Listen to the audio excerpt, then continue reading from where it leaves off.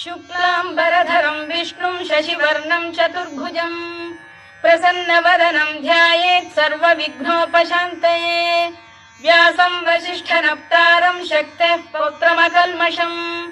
पराशरात्मजं वन्दे शुकतातं तपोनिधिं। व्यासाय विष्णुरूपाय व्यासरूपाय विष्णवे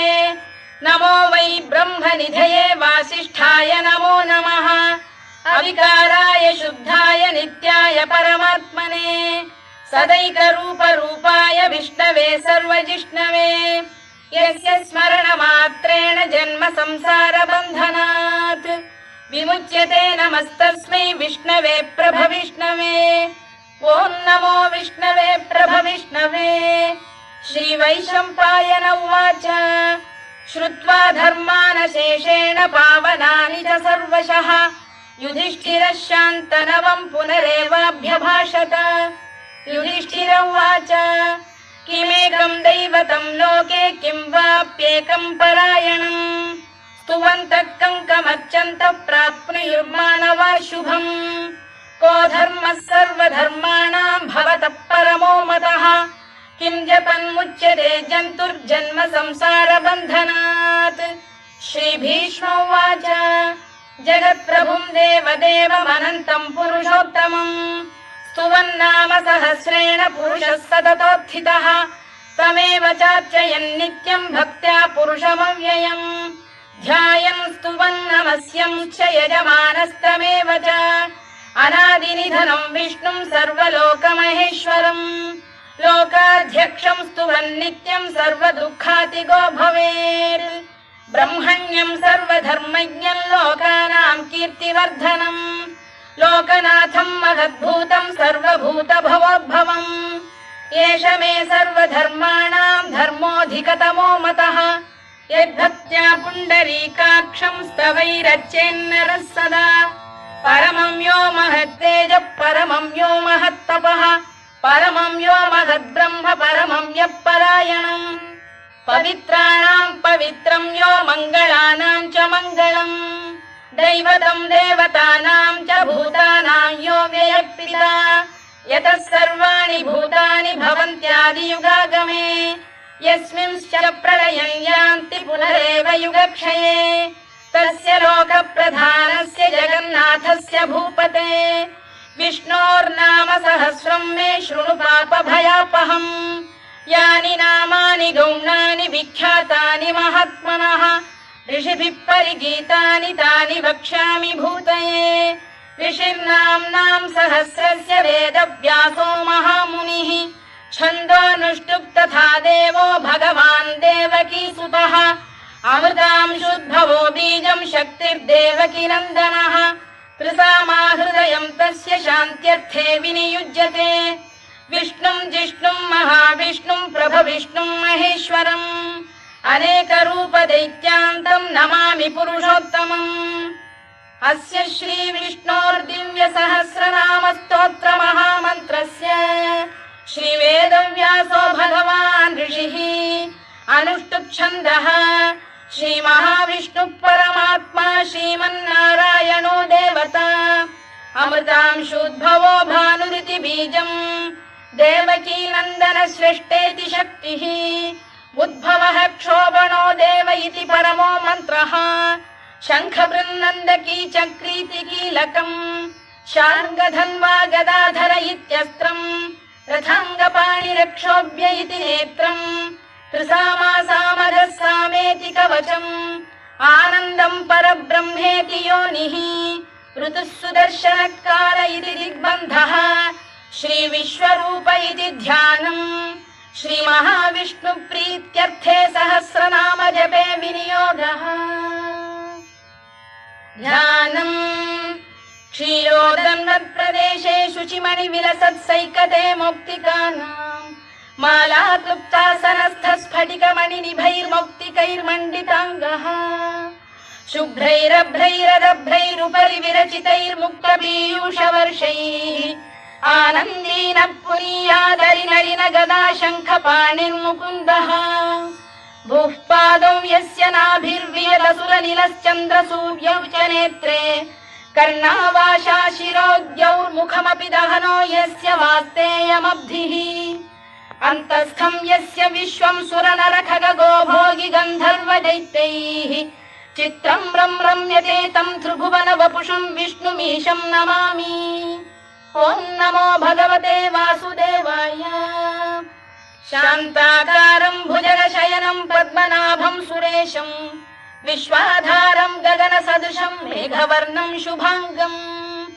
लक्ष्मीकान्तं कमलनयनं योगिधृध्यानगम्यं वन्दे विष्णुं भवभयहरं सर्वलोकैकनाथम् मेघश्यामं पीतकौशेयवासं श्रीवत्साङ्कं कौस्तुभोद्भासिताङ्गम् पुण्योपेतं पुण्डरीकायताक्षं विष्णुं वन्दे सर्वलोकैकनाथम् नमः समस्तभूतानामादिभूताय भूभृते अनेकरूपरूपाय विष्णवे प्रभविष्णवे सशङ्खचक्रं सकिरीटकुण्डलं सपीतवस्त्रं सरसीरुहेक्षणं सहारवक्षस्थलशोभिकौस्तुभं नमामि विष्णुं शिरसा चतुर्भुजम् छायायां पारिजातस्य हेमसिंहासनोपरि आसीनमम्बुदश्याममायताक्षमलङ्कृतम् चन्द्राननं चतुर्बाहुं श्रीवत्साङ्कितवक्षसम् रुक्मिणी सत्यभामाभ्यां सहितं कृष्णमाश्रये।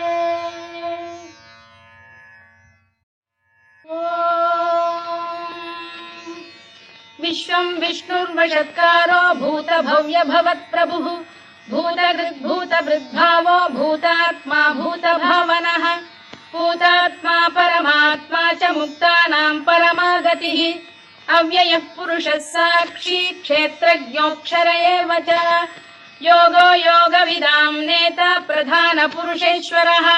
नारसिंहवपुः श्रीमान् केशवः पुरुषोत्तमः सर्वः शिवस्थाणुर्भूतादिर्निधिरव्ययः सम्भवो भावनो भर्ता प्रभवः प्रभुरीश्वरः स्वयंभूः शम्भुरादित्यः पुष्कराक्षो महास्वनः अनादिनिधनो धाता विधाता धातुरुत्तमः अप्रमेयो ऋषिकेशः पद्मनाभोऽमरप्रभुः विश्वकर्मा मनुस्पष्टा स्थविष्ठस्थविरो ध्रुवः अग्राह्यः शाश्वतः कृष्णो लोहिताक्षप्रदर्दनः प्रभूतस्त्रिककुब्धाम पवित्रं मङ्गलं परम् ईशानः प्राणदः प्राणो ज्येष्ठः श्रेष्ठः प्रजापतिः हिरण्यगर्भो भूगर्भो माधवो मधुसूदनः ईश्वरो विक्रमी धन्वी मेधावी विक्रमक्रमः अनुत्तमो दुराधर्षः कृतज्ञः कृतिरात्मवान् सुरेशः शरणं शर्म विश्वरेता प्रजाभवः अधः संवत्सरो व्यालः प्रत्ययः सर्वदर्शनः अजः सर्वेश्वरः सिद्धः सिद्धिः सर्वादिरच्युतः वृषाकपिरमेयात्मा सर्वयोगविनिसृतः वसुर्वसुमनः सत्यः समात्मा संमितः समः अमोघः पुण्डरीकाक्षो वृषकर्मा वृषाकृतिः रुद्रो बहुशिरा बभ्रुर्विश्वयोनिश्रुतिश्रवाः अमृतः शाश्वतस्थाणुर्वरारोहो महातपाः सर्वगः सर्वविद्भानुर्विश्वक्सेनो जनार्दनः वेदो वेदविदव्यङ्गो वेदाङ्गो वेदवित्कविः लोकाध्यक्षः सुराध्यक्षो धर्माध्यक्षः कृताकृतः चतुरात्मा चतुर्व्यूहश्चतुर्दंष्टश्चतुर्भुजः भ्राजिष्णुर्भोजनं भोक्ता सहिष्णुर्जगदादिजः अनघो विजयो जेता विश्वयोनिः पुनर्वसुः उपेन्द्रो वामनः प्रांशुरमोघः शुचिरूर्जितः अतीन्द्रः सङ्ग्रहः सर्गो धृतात्मा नियमो यमः वेद्यो वैद्यः सदा योगी वीरः माधवो मधुः अतीन्द्रियो महामायो महोत्साहो महाबलः महाबुद्धिर्महावीर्यो महाशक्तिर्महाद्युतिः अनिर्देश्य वपुः श्रीमान् अमे आत्मा महादृधृत् महेश्वासो महीभर्ता श्रीनिवासः सताङ्गतिः अनिरुद्धः सुरानन्दो गोविन्दो गोविदाम्पतिः मरीचिर्दमनो हंसः सुपर्णो भुजगोत्तमः हिरण्यनाभः सुतपाः पद्मनाभः प्रजापतिः अमृत्युः सर्वदृक्सिंहः सन्धाता सन्धिमान् स्थिरः अजो दुर्मर्षणः शास्ता विश्रुतात्मा सुरारिः गुरुर्गुरुतमो धाम सत्यः सत्यपराक्रमः निमिषो निमिषस्रग्वी वाचस्पतिरुदारधीः अग्रणीर्ग्रामणी श्रीमान् न्यायो नेता समीरणः सहस्रमूर्धा विश्वात्मा सहस्राक्षः सहस्रपात् आवर्तनो निवृत्तात्मा संवृतः सम्प्रमर्दनः अधः संवर्तको वह्निरनिरोधरणीधरः सुप्रसाद प्रसन्नात्मा विश्वधृक् विश्वभुग्विभुः सत्कर्ता सत्कृतः साधुर्जह्नुर्नारायणो नरः असंख्येयो प्रमेयात्मा विशिष्टः शिष्टकृच्छुचिः सिद्धार्थः सिद्धसङ्कल्पः सिद्धिदः सिद्धिसाधनः वृषाही वृषभो विष्णुर्वृषपर्वा वृषोदरः वर्धनो वर्धमानश्च विविक्तः श्रुतिसागरः सुभुजो दुर्धरो वाग्मी महेन्द्रो वसुदो वसुः नैकरूपो बृहद्रूपः शिपिविष्टप्रकाशनः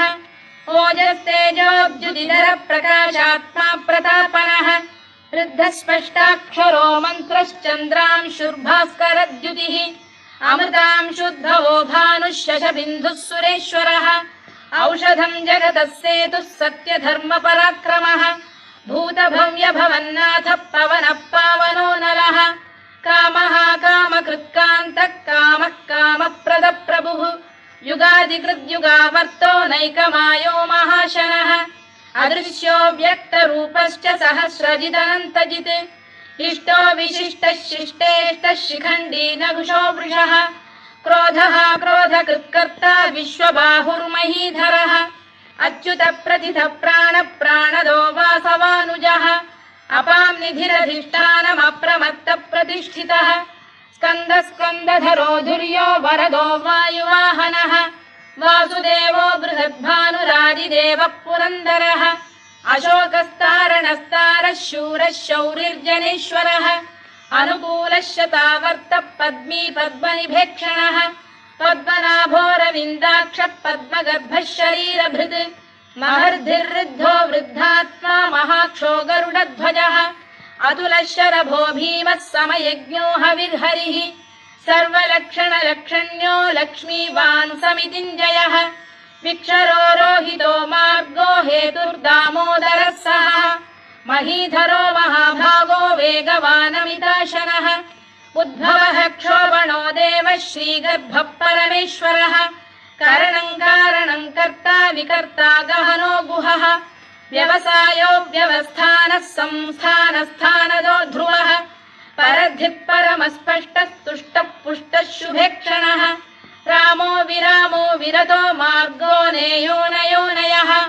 वीरः शक्तिमताम् श्रेष्ठो धर्मो धर्मविदुत्तमः वैकुण्ठः पुरुष प्राण प्राणद प्रणव पृतुः हिरण्यगर्भः शत्रुघ्नो व्याप्तो वायुरधोक्षजः ऋतुः सुदर्शनकारः परमेष्ठी परिग्रहः उग्रः संवत्सरो दक्षो विश्रामो विश्वदक्षिणः विस्तारस्थावरस्थाणु प्रमाणम् बीजमव्ययम् अर्थोऽनर्थो महाकोशो महाभोगो महाधनः अनिर्विण्णस्थविष्ठो भूर्धर्मयूपो महामखः नक्षत्रनेमिर्नक्षत्री क्षमः क्षामः समीहनः यज्ञयुज्यो महेज्यश्च क्रतुः सत्रम् सदाम् गतिः सर्वदर्शी विमुक्तात्मा सर्वज्ञो ज्ञानमुत्तमम् सुव्रतः सुमुखः सूक्ष्मः सुघोषः सुखदः सुहृद् मनोहरोजितक्रोधो वीरबाहुर्विदारणः स्वापनः स्ववशो व्यापी नैकात्मा नैककर्मकृत् वत्सरो वत्सलो वत्सी रत्नगर्भोधनेश्वरः धर्मकृद्धर्मकृद्धर्मी सदसक्षरमक्षरम् अविज्ञाता सहस्रांशुर्विधाता कृतलक्षणः गभस्तिनेमिः सप्तस्तः सिंहो भूतमहेश्वरः आदिदेवो महादेवो देवेशो देवभृद्गुरुः उत्तरो गोपतिर्गोप्ता ज्ञानगम्यः पुरातनः शरीरभूतभृद्भोक्ता कपीन्द्रो भूरि दक्षिणः सोमपोऽमृतपः सोमः पुरुजिः पुरुसत्तमः विनयो जयः सत्यसन्धो दाशार्हः सात्वताम् पतिः जीवो विनयिता साक्षी मुकुन्दो मितविक्रमः अम्भोनिधिरनन्तात्मा महोदधिशयोऽन्तकः अजो महार्घः स्वाभाव्यो जितामित्रप्रमोदनः आनन्दो नन्दनो नन्दः सत्यधर्मा त्रिविक्रमः महर्षि कपिलाचार्यः कृतज्ञो मेदिनीपतिः त्रिपदस्त्रिदशाध्यक्षो महाशृङ्गकृतान्तकृत् महावराहो गोविन्दः सुषेणः कनकाङ्गनी गुह्यो गभीरो गहनो गुप्तश्चक्रगदाधरः मेधास्वाङ्गो जितकृष्णो दृढः सङ्कर्षणोच्युतः वरुणो वारुणो वृक्षः पुष्कराक्षो महामनाः भगवान् भगहानन्दी वनमाली हलायुधः आदित्यो ज्योतिरादित्यः सहिष्णुर्गतिसप्तमः सुधन्वाखण्ड परशुर्दारुणो द्रविणप्रदः दिवस्पृक् सर्वदृग्व्यासो वाचस्पतिरयो निजः त्रिसामासामगः साम निर्वाणम् भेषजम् भिषज सन्न्यासकृच्छमः शान्तो निष्ठा शान्तिः परायणम् शुभाङ्गः शान्तिदः स्रष्टा कुमुदः कुवलेशयः गोहितो गोपतिर्गोप्ता वृषभाक्षो वृषप्रियः अनिवर्ती निवृत्तात्मा संक्षेप्ताक्षेमकृत् शिवः श्रीवत्सवक्षः श्रीवासः श्रीपतिः श्रीमताम्बरः श्रीधः श्रीशः श्रीनिवासः श्रीनिधिः श्रीविभावनः श्रीधर श्रीकर श्रेयः श्रीमान् लोकत्रयाश्रयः स्वक्षः स्वङ्गः शतानन्दो नन्दिर्ज्योतिर्गणेश्वरः विजितात्मा विधेयात्मा सत्कीर्तिश्चिन्न संशयः उदीर्णः सर्वतश्चक्षुरनीशः शाश्वतः स्थिरः भूषयो भूषणो भूतिर्विशोकः शोकनाशनः अर्चिष्मानर्चितः कुम्भो विशुद्धात्मा विशोधनः अनिरुद्धो प्रतिरथ प्रद्युम्नो मितविक्रमः कालनेमिनिः वीरः शौरिः शूरजनेश्वरः त्रिलोकात्मा त्रिलोकेशः केशवः केशिहा हरिः कामदेवः कामपालः कामी कान्तकृतागमः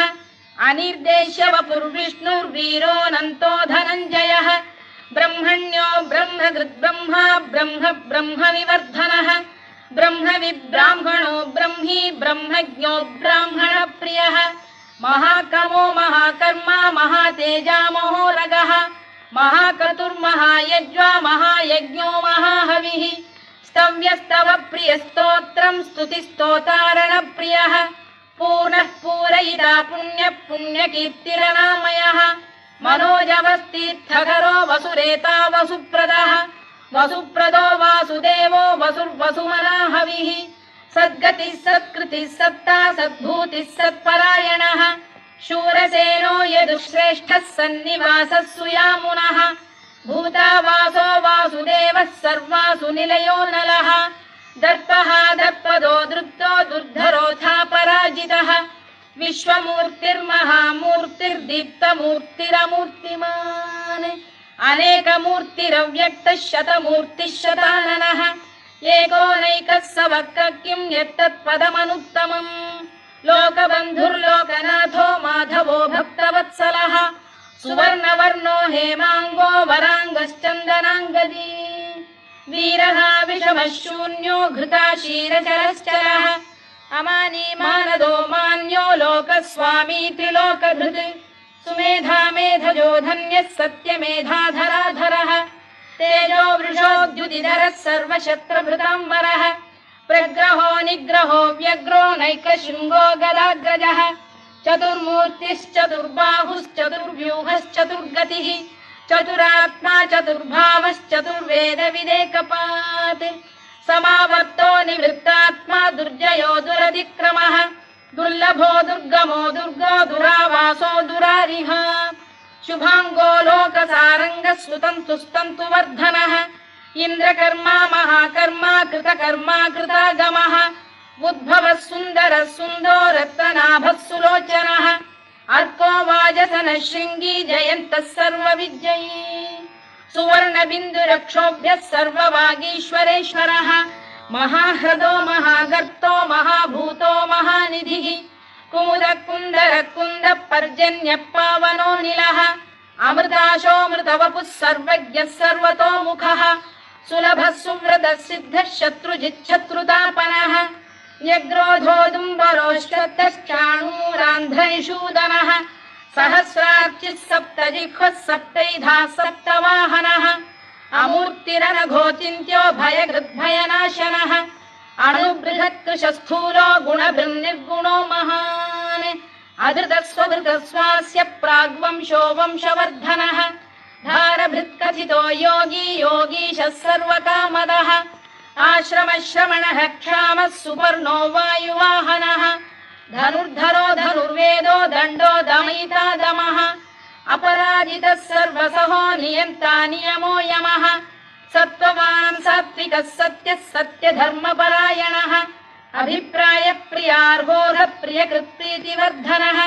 विहाय सगदिर्ज्योतिः सुरुचिर्पुतभुग्विभुः रविर्विरोचनः सूर्यः सविता रविलोचनः अनन्तो हुतभुग्भोक्ता सुखदो नैकजोऽग्रजः अनिर्विण्णः सदामर्षी लोकाधिष्ठानमद्भुतः सनातनतमः कपिलः कपिरव्ययः स्वस्तिदः स्वस्तिकृत् स्वस्ति स्वस्ति भुक् स्वस्ति दक्षिणः आरौद्रः कुण्डली चक्री विक्रम्यूर्जितशासनः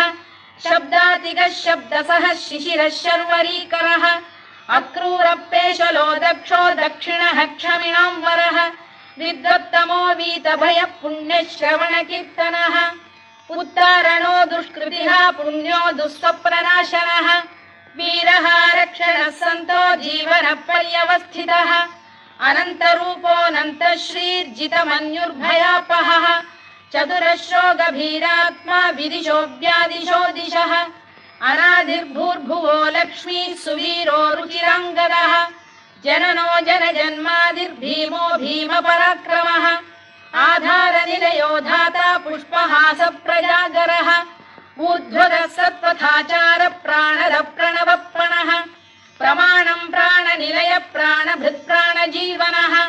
तत्त्वम् तत्त्वविदेकात्मा जन्म मृत्युजरातिगः भूर्भुवः स्वस्तरुस्तारः सविता प्रपितामहः यज्ञो यज्ञपतिर्यज्वा यज्ञाङ्गो यज्ञवाहनः यज्ञभृद्यज्ञकृद्यज्ञी यज्ञभुग्यज्ञसाधनः यज्ञान्तकृद्यज्ञगुह्यमन्नमन्नाद एव च आत्मयोनिः स्वयं जातो वैखानः सामगायनः देवकीनन्दनः स्रष्टा क्षितीशः पापनाशनः शङ्खबृन्नन्दकी चक्री शार्ङ्गधन्वा गदाधरः तथाङ्गपाणिरक्षोभ्यः सर्वप्रहरणायुधः सर्वप्रहरणायुधवो नम इति वनमाली गरीशाङ्गी शङ्खी चक्री च नन्दकी श्रीमान्नारायणो विष्णुर्वासुदेवोऽभिरक्षतु वनमाली गरीशाङ्गी शङ्खी चक्री च नन्दकी श्रीमान्नारायणो विष्णुर्वासुदेवोऽभिरक्षतु वनमाली गरीशाङ्गी शङ्खी चक्री च नन्दकी श्रीमान्नारायणो विष्णुर्वासुदेवोऽभिरक्षतु इतीदं कीर्तनीयस्य केशवस्य महात्मनः नाम्नां सहस्रं दिव्यानामशेषेण प्रकीर्तितम् य इदं शृणुयात् नित्यं यश्चापि परिकीर्तयेत् नाशुभं प्राप्नुयात् किञ्चित् सोमुत्रेह च मानवः वेदान्तको ब्राह्मणस्य क्षत्रियो विजयी भवेत् वैश्यो धनसमृद्धः स्यात् क्षुद्रः सुखमवाप्नुयात् धर्मार्थी प्राप्नुयात् धर्ममर्थार्थी चार्थमाप्नुयात् कामानवाप्नुयात् कामी प्रजार्थी चाप्नुयात् प्रजाम् भक्तिमान् यः सदोत्थाय शुचिस्तद्गतमानसः सहस्रं वासुदेवस्य नाम्नामेतत् कीर्तयेत् यशः प्राप्नोति विपुलं याति प्राधान्यमेव च अचलां श्रियमाप्नोति श्रेयः प्राप्नोत्यनुत्तमम् न भयं क्वचिदाप्नोति वीर्यं तेजश्च विन्दति भवत्यरोगोद्युतिमान् बलरूपगुणान्वितः रोगार्तो मुच्यते रोगात् बद्धो मुच्येत बन्धनात् भयान्मुच्येत भीतस्तु मुच्येतापन्न आपदः दुर्गाण्यतितरत्याशु पुरुषः पुरुषोत्तमम् सुवन्नाम सहस्रेण नित्यं भक्तिसमन्वितः वासुदेवाश्रयो मर्त्यो वासुदेवपरायणः सर्वपापविशुद्धात्मा याति ब्रह्म सनातनम् न वासुदेव भक्तानामशु विद्यते क्वचित् जन्म मृत्युजरा व्याधि भयं नैवोपजायते इमं स्तवमधीयानः श्रद्धा भक्ति समन्वितः युज्येतात्मसुखक्षान्तिः श्रीधृति स्मृति कीर्तिभिः न क्रोधो न च मात्सर्यं न लोभो न शुभामतिः भवन्ति कृतपुण्यानां भक्तानां पुरुषोत्तमे द्यौः चन्द्रार्कनक्षत्राखं दिशो भूर्महो दधिः वासुदेवस्य वीर्येण विधृतानि महात्मनः ससुरासुरगन्धर्वं स यक्षोरगराक्षसम् जगत्वशे वर्ततेदं कृष्णस्य सचराचरम् इन्द्रियाणि मनो बुद्धिः सत्त्वं तेजो बलं धृतिः वासुदेवात्मकान्याहुः क्षेत्रं क्षेत्रज्ञ एव च सर्वागमानामाचार प्रथमं परिकल्पते आचार प्रभवो धर्मो धर्मस्य प्रभुरच्युतः ऋषयः पितरो देवा महाभूतानि धातवः जङ्गमा जङ्गमं चेदं जगन्नारायणोद्भवम् योगो ज्ञानं तथा साङ्ख्यं विद्या शिल्पादिकर्म च वेदाः शास्त्राणि विज्ञानमेतत् सर्वं जनार्दनात् एको विष्णुर्महद्भूतं पृथग्भूतान्यनेकशः त्रीन् लोकान् व्याप्य भूतात्मा भुङ्क्ते विश्वभुवव्ययः इमं स्तवं भगवतो विष्णोर्व्यासेन कीर्तितम् पठेद्य इच्छेत् पुरुषः श्रेयत् प्राप्तुं सुखानि च विश्वेश्वरमजं देवं जगतः प्रभुमव्ययम् भजन्ति ये पुष्कराक्षं न ते यान्ति पराभवम् न ते यान्ति पराभवम् ओन्नम इति अर्जुनोवाच पद्मपत्र विशालाक्ष पद्मनाभ सुरोत्तमा भक्तानामनुरक्तानां त्राता भव जनार्दन श्रीभगवानुवाच यो मां नाम सहस्रेण स्तोतुमिच्छति पाण्डव सोऽहमेकेन श्लोकेन स्तुत एव न संशयोन्नम इति व्यास उवाच वासनाद् वासुदेवस्य वासितं भुवनत्रयम् सर्वभूतनिवासोऽसि वासुदेव नमोऽस्तु ते वासुदेव नमोऽस्तु ते ओन्नम इति पार्वत्युवाच केनोपायेन लघुना विष्णोर्नाम सहस्रकम् पठ्यते पण्डितैर्नित्यं श्रोतुमिच्छाम्यहं प्रभो ईश्वर उवाच श्रीराम राम रामेति रमे रामे मनोरमे सहस्रनाम तत्तुल्यं राम नाम वरानने श्रीराम राम रामेति रमे रामे मनोरमे सहस्रनाम तत्तुल्यं राम नाम वरानने श्रीराम राम रामेति रमे रामे मनोरमे सहस्रनाम तत्तुल्यं राम नाम वरानने राम नाम वरानन ओन्नम इति ब्रह्मोवाच नमोऽस्त्वनन्ताय सहस्रमूर्तये सहस्रपादाक्षि शिरोरुबाहवे सहस्रनाम्ने पुरुषाय शाश्वते सहस्रकोटियुगधारिणे नमः सहस्रकोटियुगधारिणे नमः ओन्नम इति सञ्जय उवाच यत्र योगेश्वर कृष्णो यत्र पार्थो धनुर्धरः तत्र श्रीविजयो भूतिर्ध्रुवा नीतिर्मतिर्मम श्रीभगवानुवाच अनन्याश्चिन्तयन्तो मां ये जनाः पर्युपासते तेषां नित्याभियुक्तानां योगक्षेमं वहाम्यहम् परित्राणाय साधूनां विनाशाय च दुष्कृतां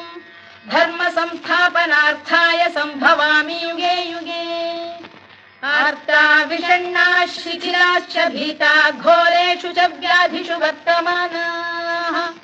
संकीर्त्य नारायण शब्दमात्रं विमुक्तदुःखाः सुखिनो भवन्तु कायेन वाचा मनसेन्द्रियैर्वा बुद्ध्यात्मना वा प्रकृते स्वभावात् करोमि यद्यत् सकलं परस्मै नारायणायेति समर्पयामि।